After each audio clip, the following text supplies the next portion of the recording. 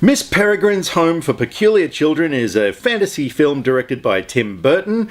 It's a story of a boy named Jake who comes from something of a difficult upbringing. After the passing of Jake's grandfather, who is particularly close to and is pretty much the only one who showed him some love in the family, he goes on a quest of sorts to determine who it was exactly who killed him, and his grandfather gives him some clues as to a home on an island where some peculiar children live. So immediately after seeing the trailer for this movie, I was hooked. I thought it looked visually incredible, and I was really hoping that obviously it had a good story to back it up. So yeah, the movie was visually really appealing. It was creepy as hell in some places.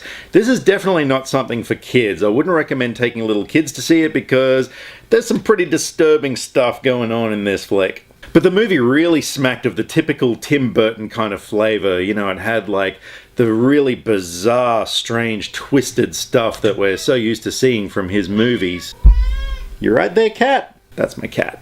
But aside from the outstanding visuals, I really liked all the characters in the film, and especially the cast. I mean, we had Samuel L. Jackson, Judi Dench, Rupert Everett, Terrence Stamp, Eva Green. There were so many amazing people in this film, and everyone gave a solid performance. It was directed really well. But of all the performances, I particularly liked Eva Green as the title character, Miss Peregrine. I mean, she is such a great actress. If you've seen season 1 of Penny Dreadful, you know what I'm talking about. And she brought this character to life so well. You really liked her and wanted to know more about who she was, that kind of thing. But one thing that really bugged me was the fact that they had Chris O'Dowd in the film, who, if you're a fan of the IT crowd, you know who Roy is.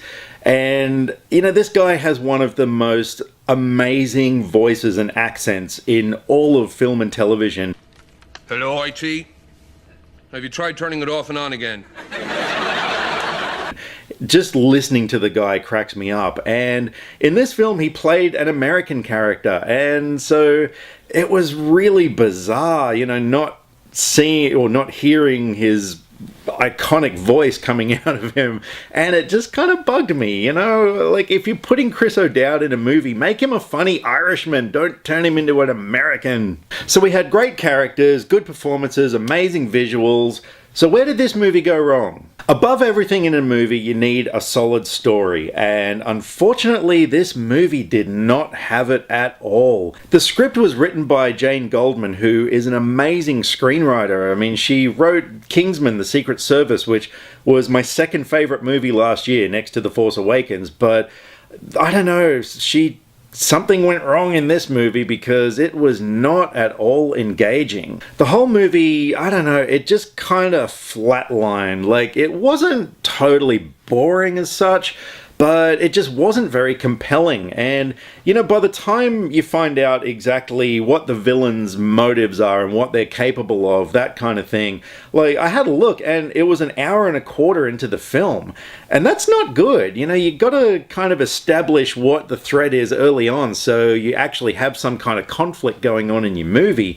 And even though there was the presence of a villain in the film, you didn't really know that much about them until halfway through the film. It just didn't really give our hero character much to do, and that was kind of the thing. You know, it sort of reminded me of if you had a combination of X-Men with the School for Gifted Youngsters and Harry Potter. If you combine those two universes together but just had them all sitting around talking, that was kind of what it was. Like, nothing really happened, you know. And when you got great visuals and amazing fantasy sequences, that kind of thing, it's all kind of pointless if there's no reason for it, and that's what I felt with this movie. Asa Butterfield, who played the main character Jake, he gave a good performance, but unfortunately, he just didn't have a lot to do other than kind of walking around and talking to people. And I mean, it wasn't until the very end that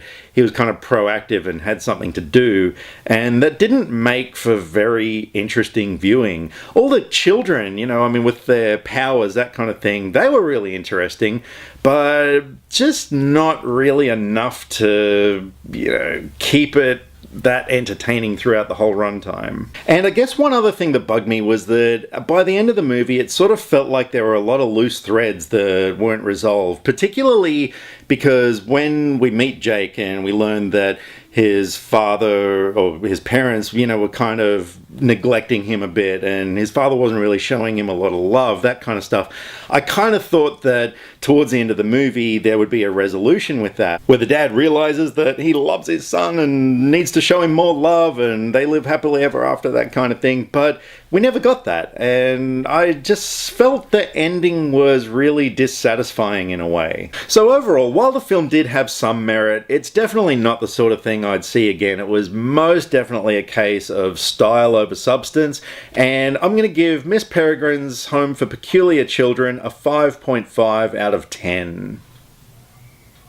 Hey guys, while I've got your attention, I want to give a shout out to another YouTube channel called Cinemum. Now, if you're a parent and you got kids and you want to go take them to see a movie, but you're not sure if it's going to be suitable for your kids, if you want a breakdown of why a movie was rated a certain way, this channel is something you need to check out. Susan, like I said, she doesn't give reviews as such, but she'll give content breakdowns as to why a movie was rated MA, or, if there's scary scenes, if there's drugs or violence, or all the things that make a movie good. So definitely go and check it out if that's something that will interest you, because she's doing a fantastic job. And in the meantime, thank you everybody who's been subscribing to my channel lately. You guys are absolutely awesome, and thank you for leaving comments and getting into some discussions about movies, that sort of thing, because as you know, I like to talk about movies, and I would love to talk about movies with you.